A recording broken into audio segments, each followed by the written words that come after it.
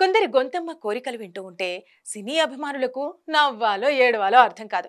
అలాంటి సిచ్యువేషన్ ఇప్పుడు ఊర్వశి రౌతేలా విషయంలో కూడా ఎదురైంది. ఇప్పుడు స్పెషల్ సాంగ్స్ విషయంలో మంచి పేరు తెచ్చుకున్న ఈ బాలీవుడ్ బ్యూటీ ఇప్పుడు తనకు ఒక గుడి కట్టగలరా అంటూ అభిమానులను కవ్విస్తోంది. టాలీవుడ్ లో దాదాపు అగ్ర హీరోలందరి సరసన స్టెప్స్ వేసిన ఊర్వశి ఎప్పుడూ ఏదో ఒక వివాదంతో వార్తల్లో నిలుస్తూనే ఉంటుంది. ఇప్పుడు ఇలాంటి కామెంట్స్ తో మరోసారి తప్పటడుగులు వేసింది. మరి ఊర్వశి చెబుతున్న విషయానికి అభిమానులు ఊ అంటారా ఊ అంటారా అనేది వేచి చూడాలి.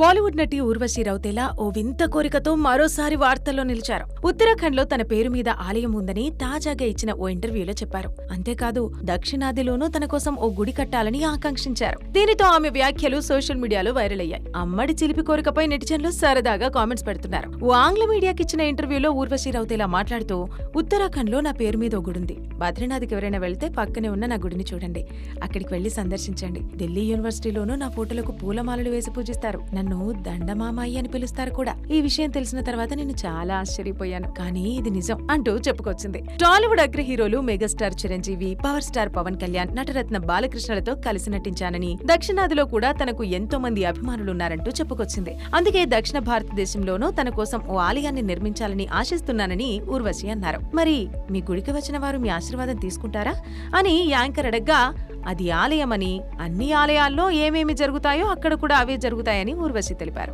ఈ వీడియో చూసిన నెటిజన్లు ఆమె పూర్తిగా భ్రమలు మునిగిపోయింది అని సరదాగా కామెంట్లు పెడుతున్నారు.